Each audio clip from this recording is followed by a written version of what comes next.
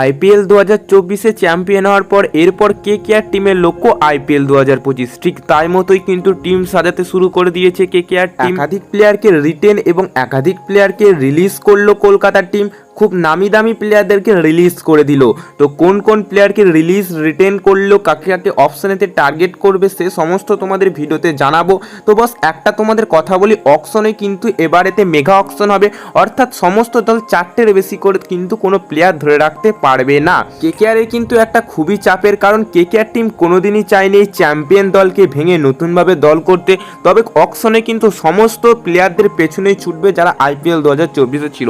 তবে কিন্তু নতুন নতুন প্লেয়ার ঢুকতে চলেছে এই দলেতে, খুব নামি দামি প্লেয়ার যারা ম্যাচ ঘুরিয়ে দিতে পারে যখন খুশি। তো কাদের কাদের নেবে এই ভিডিওতে জানাবো। ভিডিওটি সম্পূর্ণ দেখো, চ্যানেলে নতুন হলে চ্যানেলটিকে অবশ্যই একটি সাবস্ক্রাইব করে দেবে।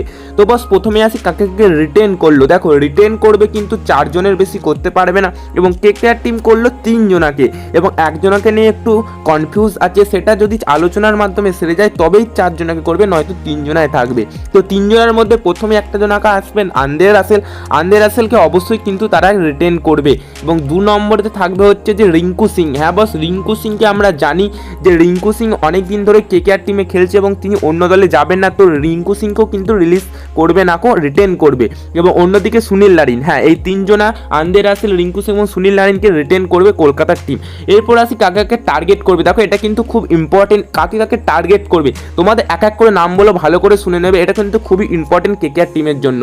দেখো প্রথমেই আসি রোহিত শর্মা এবং ঈশান কিষান। হ্যাঁ রোহিত শর্মা এবং ঈশান কিষানকে কিন্তু অবশ্যই কলকাতা টিম কিনবে। রোহিত শর্মাকে তো 100% তারা কিনতে চলেছে। এরপরেতে 3 নম্বরেতে ফিল সল্ট, 4 নম্বরেতে গুরবাজ। ঈশান কিষান, ফিল সল্ট ও গুরবাজের মধ্যে কিন্তু উইকেট কিপিং ব্যাটসম্যানও পেয়ে যাবে, তো তাদেরকে কিন্তু অবশ্যই টার্গেট করবে।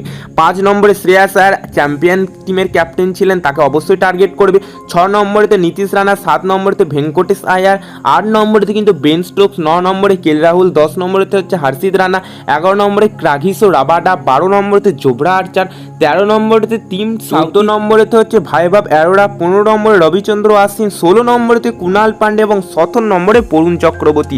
হ্যাঁ বস এই প্লেয়ারগুলোকে কিন্তু যাদের কেকেআরের আগের বছর ছিল তাদের কিন্তু রিলিজ করে দেবে এবং অপশনে গিয়ে তারা আবার নতুন করে কিনবে। তো বস এই যে নামগুলো করলাম তাদের মধ্যে তোমার মতে কাকে নেওয়া উচিত বা কাকে নেওয়া উচিত না নিচে কমেন্ট করে অবশ্যই তোমার মতামত জানাবে। ভিডিওটি ভালো লাগলে অবশ্যই একটি লাইক ও চ্যানেলটিকে অবশ্যই সাবস্ক্রাইব করবে।